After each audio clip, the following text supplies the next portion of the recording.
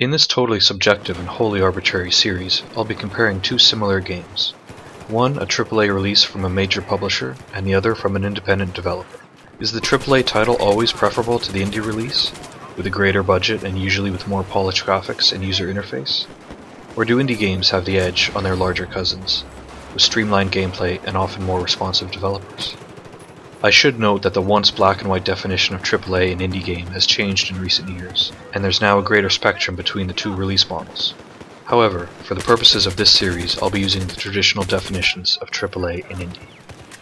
The first two games I'll be looking at, Battlefield 4 and Insurgency, are superficially similar. Both are tactical, squad-based, first-person shooters set in a contemporary world with realistic weapons and gameplay. However, Battlefield 4 is a AAA title from Swedish developer DICE, published by EA, and with a long franchise history, while Insurgency is a recent release from independent developer New World Interactive, and began life as a source mod for Half-Life 2. The scope and gameplay of the two games are very different, and this difference is at the center of what makes the comparison so interesting.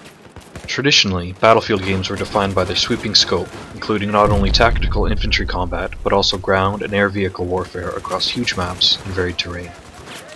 Battlefield 4 continues that tradition, and offers a variety of gameplay modes and experiences. There's something for all FPS fans in BF4, whether you prefer close quarters infantry combat, or fighting for air superiority in an attack helicopter. Across the four different and unique classes, all with their own tactics and abilities, there are dozens of available weapons and hundreds of attachments to unlock. The range of gameplay modes and loadout options points at the scale of BF4, and this is both a strength and a weakness.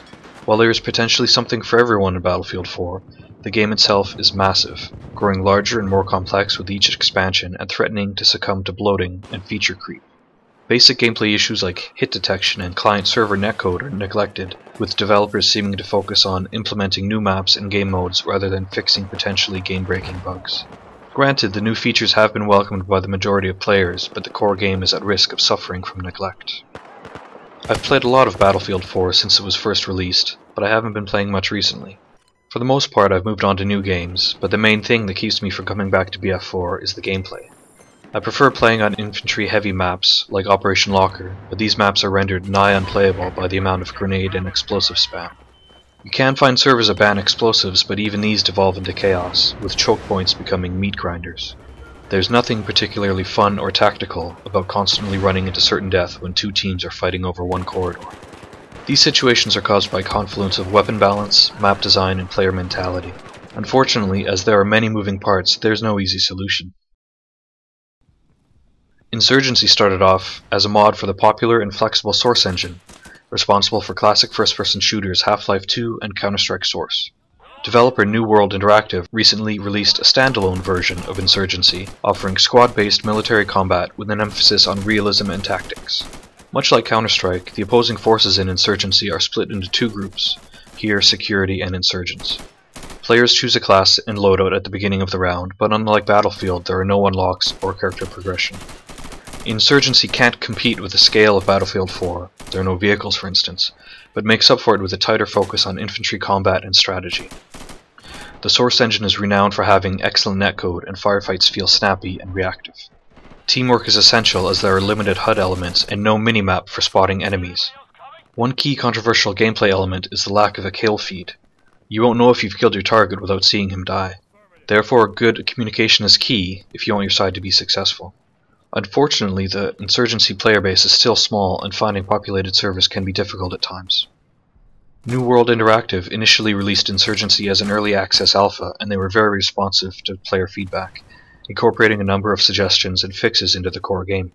They've also released an SDK for custom maps and modding, an area in which Battlefield 4 is lacking. At the moment, I'm enjoying Insurgency more than Battlefield, even though I tend to die a lot. The gameplay doesn't feel as random as in BF4, even when I suddenly get killed with no explanation. I especially enjoy being able to lean, something sorely lacking in Battlefield.